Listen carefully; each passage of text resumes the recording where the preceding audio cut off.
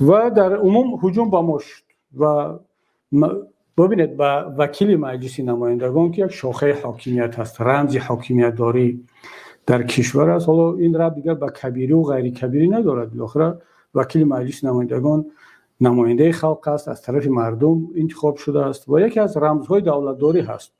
وقتی که به من هجوم شد و ما همه فکت و دلایل‌ها رو به مقامات گفتیم، من خودم در پارلمان سخنرانی کردم و هرچند که میخواستن که من سخنرانی نکنم گفتن ما اون خودمون پیدا میکنیم، شما اکنون صبر کنید. من گفتم من صبر دارم، صبر کردم. اگر من صبر نمی‌داشتم با همون طرفدارای خودم میگفتم که شما هم جواب بدید، هجوم کنید و حالا در کلاب یک فتنه برپا میشد که بعد میگفتن که باز نهضت شروع کرد. اما من گفتم نه، آرام باشید و برمیگردیم به دوشنبه، هیچ عملی جوابی نکنید. من در پارلمان سخنرانی کردم. خیلی رئیس پارلمان تلاش کرد که این سخنرانی نشود، ولی بالاخره گفتن که من نظرم رو باید بگم و از مقامات دولتی طلب کردم که این شما بیاید آبروی دولت و کشور و پارلمان رو حفظ کنید و اجازه ندید که رقیبان سیاسی خودتان را همین خیلی نامردانه با دست چند اوباش و چند نرکمن از صحنه دور کردنی شوید. و من نظری خود را گفتم، موقع خود را در این باره گفتم، اگرچه میدونستم که حکومت هیچ کار نمیکند، برای که حکومت خودش این را تشکیل کرده بود و بعداً در یوتیوب هم نوارا هست که همون بچه‌ها را، چون بالاخره همه فرزند یک شهر هستن، شهر کلاب، برادران ما رفتن با اونا صحبت کردم، اونا گفتن که خب ما در اوچات میلیشیای منطقه هستیم، ما را دعوت کردن، گفتن که خب شما نرکمن هستید و جنایتکار و دزد، اینها زندانی میشید، اگر که کبیری رو زدید باز از این مشکلات رها خواهید شد و ثبت صحبت اونا هم هست. اما ببینید من این را به خاطر آن میگم که وقتی که هجوم به رمز دولتداری میشد باید بالاخره جامعه واکنش کند. حالا که من اپوزیسیون بودم و از منتقدان رحمانوف واکنش نکرد، اما وزیری تندرستی عضوی حکومت طرفدار رحمانوف، شاید همشهریش است و شخصی با اعتماد و باوری رحمانوف، اعضای کماندش و از همه مهم رحمانوف تنها پرزیدنت نیست، رئیس حکومت هم هست. یعنی خودش همچون رئیس حکومت، اعضای حکومت، اعضای کابینتش لطوکوب شده است. برای من خیلی جالب بود که پرزیدنت جمهوری تاجیکستان امامالی رحمان چی موقع میگیرد. اینجا منفیت‌های ملی، دولتی، رمزهای دولتداری، منفیت کماندش را حمایت میکند یا قانون را رعایت میکند، طلب میکند که قانون رعایت شود، یا میاد همچون یک تقای یا عمک خوب خب میگه دیگه گپ نه، برای من نه قانون مهم است، نه سر قانون، نه آبروی دولت و کشور و وزارت و اینها، بلکه خب یک احمقی مثلا اعضای خانواده هم کرده است که دیگر این من این رو میبخشم. چرا؟ برای اینکه منفیت‌های خانواده و پشتیبانی خانواده و منفیت‌های شخصی بالاتر از هر قانون و حکومت و آبرو هست. و برای من در یک صحبت هم که گذرا گفتم موضوع دیگر بود، اما چون همون روز این حادثه شده بود من در اونجا سوال گذاشتم که حالا ببینیم که پرزیدنت جمهوری تاجیکستان چگونه عمل خواهد کرد. اینک 2 هفته یا 3 هفته گذشت از اون صحبتی من. در این مدت ما دیده ایستادیم که اصلا پرزیدنت خاموش است، گویا هیچ هجومی به وزیر، به اعضای کابینت، به رمزی دولتداری، البته خودی وزیر شخصا هیچ رمزی نیست، ما میدونیم که اون وزیر کی هست و چگونه صلاحیت دارد و اصلا همچون وزیر شاید یک وزیری ناکاره باشد و خیلی از جنایت‌هایی که از این کسانی که در این شب روز از کرونا ویروس گذشتن شاید به عیب همین وزیر گذشته باشند. اما موضوع بحث ما این نیست. موضوع بحث ما این است که حکومت یک شاخه حاکمیت است، حکومت اجرایی، و این دیگه بالاخره رمز دولتداری است، یکی از ستون‌های دولتداری هست حکومت هر کشور، و با اون هجوم شد، با اون نسبت اون جنایت صادر شد و خود پرزیدنت همچون از روی کنستیتوسیون کفیل آزادی و امنیت همه شهروندان از آن جمله اعضای حکومت 2 برابر بیشتر باید اینجا نگران میشد، اقدام میکرد و باید یک کارهای رو انجام میداد، اما تا امروز میبینیم که هیچ اقدام کرده نشد. و ببینید ما در دنیا در تاریخ چند نمود دیکتاتورها داریم. من در یک صحبت دیگر هم گفته بودم که مخالف هم از دیکتاتور و دیکتاتور هستم، چون این برای ملت ها مصیبت است، برای کشورها مصیبت میارد. اما باز بعضی دیکتاتورهای هستند که دیکتاتورن، اما در مسئله منفعت های دولت و ملتی خودشون خیلی استوار هستند، خیلی جدی عمل میکنن و وجود یک چنین دیکتاتور مصیبت است، اما مصیبتش کمتر از اون است که یک نفر هم دیکتاتور باشد و هم برایش منفعت های دولت و ملت و قانون و سرقانون و آبروی دیگران، آبروی حکومت، وزیر و اینها هیچ ارزش نداشته باشد. این مصیبتش چند برابر بیشتر می شود که متاسفانه ما ملت تاجیک در این مصیبتی چند کرته گرفتار هستیم. هم دیکتاتور هست و هم باز یک دیکتاتور هست که منفعت های دولت و ملت و آبرو و قانون اینا هیچ ارزش ندارد در مقابل منفعت های شخصی خودش یا فرزندش یا جیانش.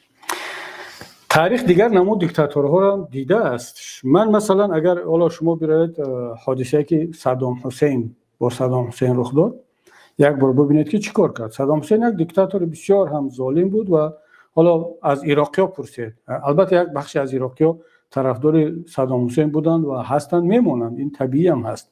اما اکثریت مردم که بعد هم صدام حسین رو چیکار کردن، چه شیعه و چه سنی، و چیکار کرد یک دیکتاتور وقتی که پسرش اودای آمد یکی از مهمان‌های پدرش رو در همون قصر پرزیدنتی لطوکوب کرد که با بعضی حرف اون بعد گذشت یا نگذشت، حال بالاخره لطوکوب کرد، مثل که وزیر تندرستی ما لطوکوب شد از طرف اعضای خانواده. صدام حسین دستور داد به مقامات قدرتی عراق که پسر اودای رو، پسر کلونیاش رو که برای همچون جانشینی خودش یا همچون میراثبر خودش تیار میکرد زندانی کنن و مثل هر شهروند عادی دیگر به دادگاه بکشن و همون جزایی را که برای یک شهروند عادی پیش بینی شده است در قانونگذاری نسبت پسرش روا بینن. دادگاه عراق او را به حکم ابد حکم کرد برای اون جنایتی که صادر کرده بود، چون بعدا اون نفر گذشت از دنیا و صدام حسین دستور داد که او را در زندانی برای جنایتکاری سنگین نگه بدارند که حکم ابد گرفتند. و هرچند خانواده‌اش، همسری صدام حسین، مادری همون اودای، چون چند زن داشت، مادرش تلاش کرد نتیجه نداد. مادری اودای، زنی صدام حسین، دوگانه یا دوست خانم شاه اردن بود، شاه حسین، و رفت به اردن، با شاه اردن ملاقات کرد زنی صدام حسین و از او خواهش کرد که یک درخواست شاهی کند، شاهانه کند، همچون همسایه کشور، همچون دوستی صدام و همچون پادشاه یک کشور رسما درخواست کند که صدام حسین پسرش را شامل عفو کند. حالا بگذار این بازی باشد، بگذار ساختکاری باشد، اما صدام حسین آبروی خودش، کشور و حکومتش را در ترازو گذاشت و اجازت نداد که خودش یعنی بیاد اونجا از پرینسیپ‌ها یا از اصل‌های دولتداری بگذرد. و شاه اردن با یک هواپیمای مخصوص با خانمش رفت به بغداد و خود صدام حسین رو پیشواز گرفت و در همون فرودگاه شاه اردن گفت که اگر من نگفت که برای چی آمده است، قبل از سفر گفت که من برای اون آمدم که یک درخواست برادرانه کنم، چون خانومت مهمان من بود و اگر به خاطر من عفو کنی پسرت اودای را، من وارد بغداد میشم و یک پیاله چایت رو همراهت می نوشم و بعد برمیگردم. اگر نه، گویی که من قبول نمیکنم، من از همین فرودگاه با هواپیما برمیگردم به عمان و اردن. صدام حسین در همونجا گفت، کمی فکر کرد، گفت خب بیا بشینیم، یک چون دوستی من هستی و شاه هستی، من یک فکر میکنم، با حقوق شناسان و با هیئت من مشورت میکنم. و خلاصه آخر قصه همین که اون عفو کرده شد، اما دستور امر مخصوص داد که اودای دیگر هیچگاه مقام رسمی دولتی نخواهد گرفت و در یک زندان یا حبس خانگی را قرار داد، اونم با خیلی از محدودیت ها. حالا این رفتار یک دیکتاتور نسبت فرزندش، خانوادهش که آبروی حکومت و دولت و کشور را نریزاند، و رفتار یک دیکتاتور از ما که حالا برایش اصلا دولت و دولتداری و این رمزها هیچ ارزشی ندارد و یک عضو خانواده‌اش میتواند آشکار جنایت صادر کند حتی نسبت وزیر. شما کن تصور کنید که همین گروه نسبت شهروندان عادی، تاجران، صاحبکاران، نسبت اپوزیسیون، نسبت دیگران چقدر جنایت‌ها صادر کردند و خواهند کرد وقتی که نسبت یک وزیر چنین مناسبت رو روا بینند. حالا گذشتیم از موقع خود پرزیدنت رحمانوف، بیایم به خود موقع حکومت. حالا من درباره سروزیر گپ نمیزنم چون اصلا سروزیر در نظام سیاسی تاجیکستان هیچ کاری نیست. یک آدم خوب است سروزیر، امروز رو من خیلی احترام دارم، اما آدم خوب بودن معنی ندارد که سروزیر با صلاحیت است. یک نفر برای هم گفت و شنیدها و رفت و آمد و حالا ما هم سروزیر داریم، اما همه چیز در اختیار خود امام علی رحمان است که تعیین میکند، آزاد میکند، تحقیر میکند، میزند، لط و کوب میکند و سروزیر در اینجا هیچ نیست. اما خود حکومت همچون هیئت که عبارت از حالا 22 یا 23 تا اعضای حکومت داره، ما اینها چگونه این را هضم میکنند، چگونه این را قبول میکنند که یک همکارشان عضو حکومت لط و کوب شده است از طرف حالا یک شهروند، بگذار عضو خانواده امام علی رحمان نباشد، اگر یک شهروند این کار را میکرد اونا چگونه هضم میکردن؟ آیا فرق دارد از آن که همون مشت در جاق وزیر مشت خانواده یکی از نفران خانواده پرزیدنت باشد یا یک شهروند عادی باشد؟ یا در اون صورت ناموسی وقتی که مشت یک اعضای خانواده رحمان به جاق وزیر یا سروزیر یا هر وزیر خورد، ناموسی آنها خواب می رود، ناموسی آنها کشته می شود، خاموش می شود و ناموسی آنها وقت بیدار می شود که یک اپوزیسیون آنها را تنقید کند. مثلا من بیام بگم که فلان وزیر دزدی کرده است، نزنم، هیچ کار نکنم، بگم که فلانی دزد است، چقدر ببینید ولوله می شود، چقدر به ناموس ما رسیدن، ما را تهمت کردن، ما را تحقیر کردن، حالا که ما با فکت گپ میزنیم، با دلیل گپ میزنیم. اما اعضای حکومت یا خود حکومت در مجموع میبینیم که خاموش و اصلا گویا که هیچی نشده باشد. حالا برگردیم به خود وزارت‌های قدرتی اعضای همین حکومت، هم همکارشون رو زدن که اونها هم وزیر هستند و هم وظیفه کنستیتوسیونی و قانونیشون این است که بیان پرونده جنایی باز کنند و جنایتکار را از بگیرن، محکم کنند، به جزا بکشن، تحقیقات پیش برود. حالا ما در قانون پیشوا که اصلا این قانون نیست، یک مسخره است، ولی حالا قبول شده است، در قانون پیشوا با فکرم داریم که خود امام علی رحمان و اعضای خانواده اش، فرزندا و اینها مورد بازداشت و کافتکاری جنایی قرار نمیگیرن و هر جنایت نامعقولی که هم صادر کردن. اما این به فکر من به جیان و به خدا و به خاله و اینا ربط ندارد، باید ربط نداشته باشد. حالا حقوق شناسان در این باره صحبت کنند و اینها چی کار باید کنند؟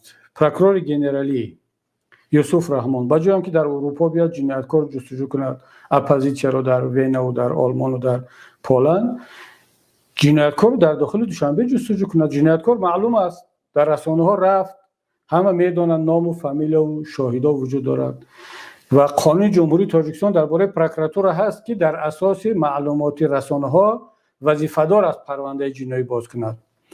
یعنی پیشتر یک قانون‌هایی بود که تنها در صورت مراجعت به از طرف یگان نفر یا خود جبر دیده پرونده باز می شود، اما اخیراً در قانونگذاری اصلاحات وارد شد که مقامات قدرتی و تفتیشاتی تاجیکستان می توانند در اساس خبری رسانه ها هم تفتیشات رو آغاز کنند. ما چند تا مثال هم داریم. مثلا یک نفر رو شنیدم که یک بد اخلاق در دوشنبه کدام خانم رو راننده تاکسی تحقیر کرده است و اون راننده در فیسبوک یا در یوتیوب در کجای این دعوا رو کرده است. پروکراتور گنرالی و وزارت امور خارجه اون رو پیدا کردن، جزا دادن و چند روز به فکرم روبوچین هم کرد از کدام اداره رو. خب پس در اساس چی؟ در اساس یک خبری فیسبوک، خبری یوتیوب و نمیدونم کدام رسانه. خبری لاتوکوبی وزیر تندرستی در همه جا نشر شد، در رسانه‌های داخلی و عجیبش این است که در رسانه‌های خارجی، در نیویورک تایمز، واشنگتن پست، در آلمان، در یک کانال العربیه من دیدم که مجری آن خانم بسیار با مسخره میگفت، اصلا میگفت من یک چیز را براتون قصه میکنم که شاید باور نکنید، اما این واقعیت است و عکس امام علی رحمان و وزیر و اینا را آورد و در یک برنامه تحلیلی حجوی دارند و در اونجا خیلی مسخره میکرد که در یک کشور با نام تاجیکستان است، اگر نمیدانید بدانید که همین خیلی حادثه شد. و در رسانه‌های داخلی البته در رادیو آزادی و آزیا پلوس من درباره اون رسانه‌هایی که خود را پاتریوت و ملت دوست و وقتی که حرف میزنن درباره شعارها و ارزش‌های ملی میگوی که سقف آسمان دیگر شکافته میشود و دیگر گوش فلک کر میشود، درباره اینها گپ نمیزنم، چون اونها همون وقت اون ناموس ملیشون گویا بیدار میشود که درباره ما گپ زنن، زیدی ما گپ زنن، اما وقتی که درباره حقیقت‌ها، درباره ناموس خودشون هم گپ میرود، اونها دیگر گویا مثل شترمرغ سرشون رو زیر ریگ میکنن و گویا هیچ چیز نشده است. خب چیکار کردن این اعضای حکومتی ما؟ مقامات قدرتی، وزارت داخله، کمیته امنیت و پروکراتورای جنرالی که هر سهشون باید مستقیما پرونده باز میکردن، چون زدن یک وزیر به امنیتی دولت و ملت خطر دارد. وزارت کشور باید همچون پلیس رو پیشگیری کند و پروکراتورای جنرالی باید بلافاصله پرونده باز کند. اینا یکی در اروپا میگردد در جستجوی اپوزیسیا، جنایتکار رو در اینجا جستجو میکنه. یکی دیگر اصلا میگرد وزارت داخله، وزیر داخله در نشست مطبوعاتی میگرد که من نشنیدم، من بار اول از شما شنیده ایستادم که وزیر تندرستی لطو شده باشد. به ما هیچ گونه مراجعت نشده است. یعنی از این مسخره، از این سپیکتاکل بیشتر میشود در که وزیر داخله کشور که اونقدر معلومات دارد، 40 یا 50 هزار میلیسیونر کار میکند و اصلا تمام دنیا میداند، اون نشنیده است. و من خیلی تعجب میکنم. حالا من درباره فعالیت کسبی حالا دیگر بحث نمیکنم، چون معلوم است که از لحاظ کسبی اونها کی هستند. اونها نه وزیری، نه خودی وزیری لطو شده وزیری تندرستی واقعی هست، نه اینش وزیری داخلی درست است، نه اونش وزیری امنیت و پروکرور جنرالی حقیقی هست.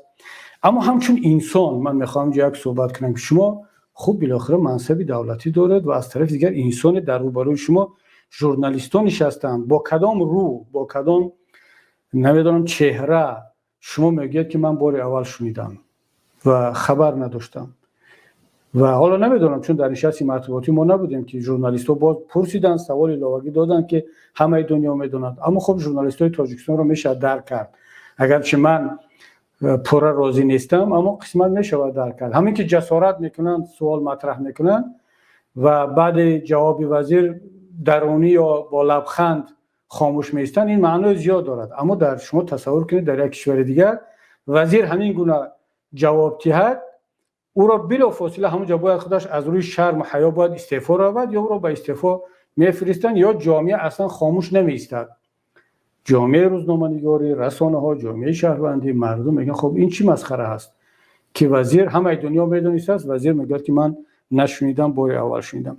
بالاخره در برابر اون که منصب است و مقام است، یک مقدار شرف و ناموس و آدمگری و حیثیت هم لازم است. خب شما نزد فرزندتون میگردید، میرید نزد زن و خانواده میرید، برای اونها چگونه نگاه میکنید؟ چی میگید وقتی اونها مثل شما شنیدن دیدن، شما میگید که من بار اول شنیدم؟ و حالا برگردیم به خودی همون مسئله خودی وزیر. من درباره خودی وزیر چیزی نمیگم، اما یک چیز رو به ایشان توصیه میکنم.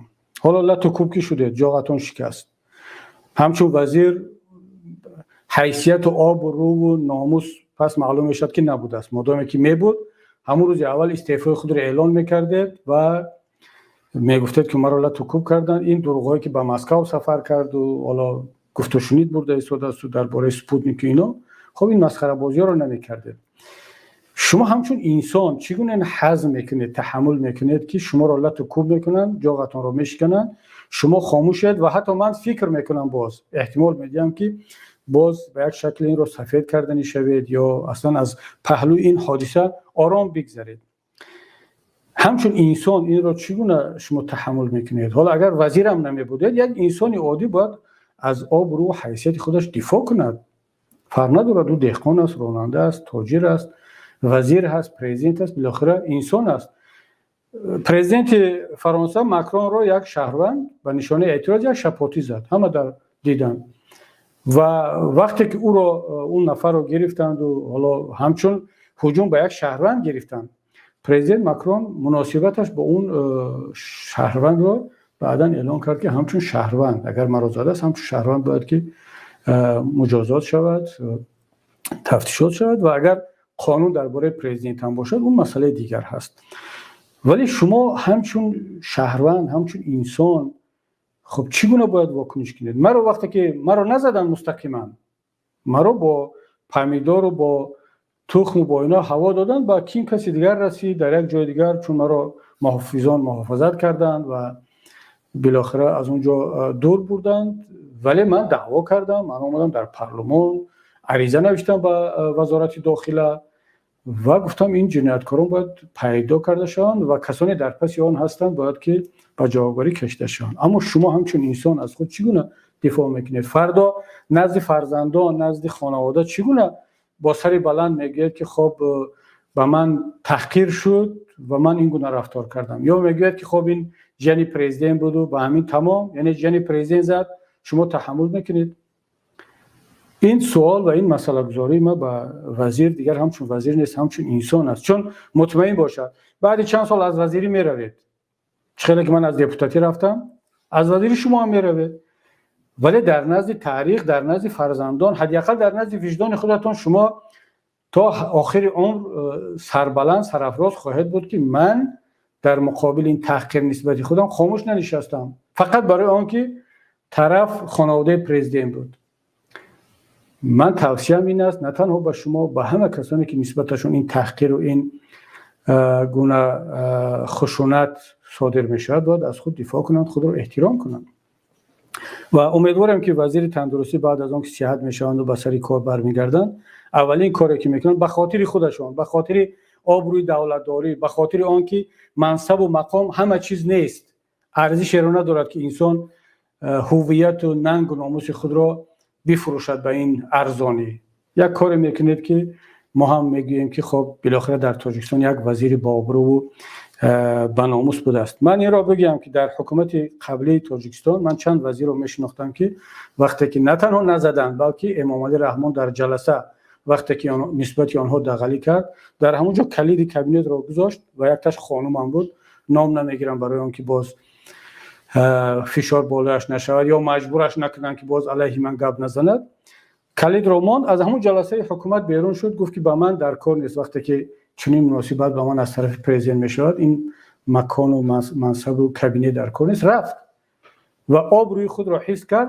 من چند بار او را دیدم بعد از اینکه از حکومت رفت، تبریکش گفتم، بالاخره گفتم احترام خود را حفظ کردی. و باز در جلسات شورای جمعیتی اینا میدیدم که حتی خود پرزیدنت با احترام نسبت او مناسبت میکرد. چرا؟ برای آنکه یک مناسبتی با شرفانه کرد. خدا رحمتش کند عبدالرحیم عظیموف را که عبدالرحمن عظیموف معاون سروزیر بود، در شاهدی من وقتی که اعضای کمیسیون آشتی ملی بودم، یک جلسه مشترک حکومت و کمیسیون آشتی ملی بود، امام علی رحمان نسبتش یک تنقید سخت کرد، خیلی راحت گفت که این حرفتان غلط است و اگر که به خاطر کار باشد مقام منصب ما رو بگیرید و استعفا را کنید، ولی من تحمل شنیدن این گونه حرفا را ندارم. یعنی در خود همین حکومت تاجیکستان بودن جوانمردان، انسان‌هایی که خیلی آبرومند بودن و از حیثیت خود همچون انسان دفاع میکردن و با همون آبرو از دنیا یکیش رفت، دیگرش خدا عمرش دراز کند هنوزم هست. حداقل من 2 نفر رو از اعضای حکومت میشناسم. خب با شما چی شده است؟ چرا این را تحمل میکنید؟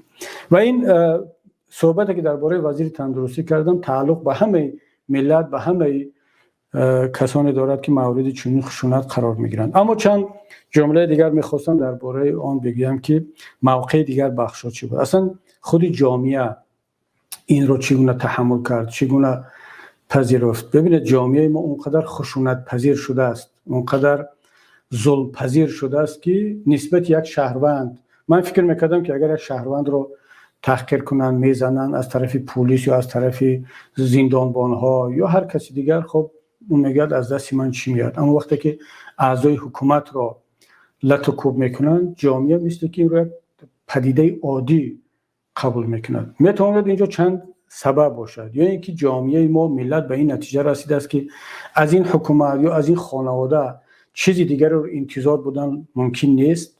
یعنی اینا فقط کارشون همین دزدی است و زدن و کفتن و و پرزیدنت هم همچون کلان خانواده اینها را حمایت میکند، اینها را سفید میکند و همین دیگر تن به تقدیر سپردن و این را یک کاری عادی قبول میکنن. من باز تکرارم شود، یک بار دلیل همین را نشانش رو در چی دیدم. یک نفر از تبلیغگران حکومت در ورشو مرا گفت که چرا طرفداران شما و مخالفین قدر در شبکه‌ها تحقیر میکنن و گپای هر خیل حقارت‌ها می‌نویسن. گفتم متأسفانه همین خیلن. گفت باید نکنن، خوب نیست. گفتم بله من میدونم، ما تلاش کرده ایم که پاکسازی شود، اما گفتم چرا از شما، از طرف شما همین کار میشود؟ خب چرا همون طرف شما رو نمیبینید؟ گفت که خیلی با صراحت گفت که خب طرف ما همین است دیگر، ما همین خیال، ما دعوای اون چی نداریم، ما یعنی طرف ما همین دزدیدن و زدن و حقارت و بی‌ادبی و فحش و همینا است دیگر، شما اقلا دیگر باشید. یعنی خود طرفداران حکومت، خود شاید که یک قسمی از جامعه هم قبول کردن که از این حکومت، از این گروه چیزی بهتر انتظار بودن امکان ندارد. اگر این است خب یک قسمتی مسئله است، یک قسمتی مصیبت است. اما اگر جامعه بالاخره همه عادت کرده باشند که دیگر در تاجیکستان در آینده هم، در امروز و آینده و همیشه باید همین گونه یک حکومت باشد، همین گونه یک مناسبت به انسان باشد، این واقعا فاجعه است. ما باید سری مسئله فکر کنیم، نه به خاطر آن دفاع از وزیر یا دفاع از کسی دیگر، نه، به خاطر آن که باید به این گونه جنایت‌ها خاتمه داده شود و جامعه خودش با یک آواز موقع خودش رو معین کند که اصلا ممکن نیست. من جدا از رسانه ها، جدا از اون تبلیغگرانی که حالا منظورم از رسانه اونهایی که حکومتی یا نزدیک به حکومت هستند، از اونها دیگر امیدی نیست و پیشتر هم گفتم. اما وقتی که یک گروه از اون اورا پاتریوت های دروغین، وقتی که شعاری ملت‌داری، آریانا، آریایی بودن، سامانی، نمیدونم تاریخی، تاجدار و این همه افسانه ها را که میگن یک قسمش راست یک قسمش دروغ، و در مقابل ترک و عرب و روس و هر کی هست میخواهند که ملت تاجیک رو یک ملت سرافراز نشان بدهند و خیلی هم مبالغه میکنن. اینا چرا خاموشن؟ اینا شما وقتی که درباره میگه که تاجیکستان تاج دارد و پرچم دارد و حالا این دارد اون دارد، شما چرا خاموشید؟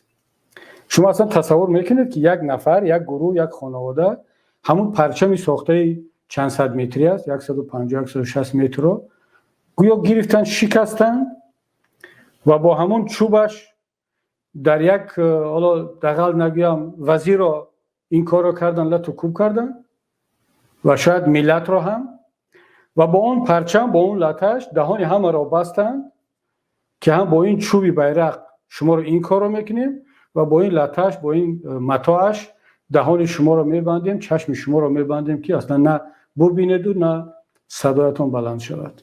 یعنی جایگاه ننگ و ناموس و شرف و پرچم و کنستیتوسیون همین است دیگر، در دست یک خانواده. ملت باید این را تحمل کند، باید سازش کند. من فکر میکنم که بیاید بگذاریم از این دعواهای دروغین، از این شعارهای دروغین، از این واهمه‌های دروغین درباره تاریخمان و خودمان و پرچم و نمیدونم کنستیتوسیون و مقدسات، بیایم به این نتیجه که انسان مقدس است. پروردگار انسان را مقدس خلق کرده است که ما رو در بهترین، فی احسن و تقویم میگه پروردگار در قرآن، در بهترین تقویم ما انسان رو خلق کردیم. خب چیکار کرده ایشون با انسان اینها؟ حالا گذاشتیم از پرچم و از کنستیتوسیون و از نام ملت که در تمام دنیا مسخره کرده ایستادن. بنابراین همین وقتی آن رسیده است که من دعوتم از همگان، حتی از پرزیدنت هم باز هم یک بار دیگر دعوت میکنم، وقتی عمل آمده است، وقتی آن رسیده است که یک مرتبه خود را همچون پرزیدنت همه تاجیکستانی ها تصور کند، یک مرتبه بیاد همچون رهبر حکومت عمل کند، وزیرها بیان یک بار همچون وزیر حکومت جمهوری تاجیکستان مسئول برای همه تاجیکستانی ها عمل کنند، نه مسئول برای یک خانواده و برای یک گروه، یک اولاد. روزنامه‌نگاران ما و جامعه اپوزیت همگان بیایم با یک تفکر ملی، با استفاده از همین یک حالت، حالا همین حالت شده است، یک حالت ناگوار، همین رو تحلیل کنیم و خودمون رو در آینه بگذاریم، در آینه همین حادثه لط و کوب وزیر که ما در کجا قرار داریم، چی دولت داریم، چی ملت هستیم، پرزیدنتمون کی هست، وزیرمون چگونه است، اپوزیسیونمون چگونه است، رسانه‌مون و حالا شهروندان چگونه هستند. یک بار این رو همچون آینه استفاده بریم، خود را ببینیم و من مطمئنم که به بعضی خلاصه ها خواهیم رسید و از اون هنگامه های کمتر پایان میاییم، از اون شعارهای دروغین. و از طرف دیگر سوال میگذاریم که تا کی این خیل، تا کی دوام میکند این حادثه، این جنایت ها و این بی‌ناموسی تا کی دوام میکند؟ اگر ما از این گونه حالت ها خوب استفاده بردیم، تحلیلی درست کردیم و به یک نتیجه رسیدیم، انشاءالله آینده ملت روشن است. اما این را همچون یک حادثه عادی از پهلویش بگذاریم و باز منتظر شویم که خانواده امام علی رحمان یا وزیر یا پلیس بیاد باز یک نفر دیگر را لطوکوب کند، بگیم اینش اپوزیسیون است. حالا یک گروه رو میزنن میگیم این اپوزیسیون است، خوبش کردن. وزیر رو میزنن میگیم این وزیر بود خودش گناهکار بود، خوبش کردن. خب یک صاحبکار رو بزنن میگیم که این صاحبکار خود شاید دزدی کرده بود که حکومت همین کارا کرد. خب تا کی این خیال؟ مگر وقتی اون نرسیده است که ما در یک جا بگیم بس، از این به بعدش همچون انسان زندگی کنیم و همچون انسان از حیثیت و آبروی خود دفاع کرده باشیم.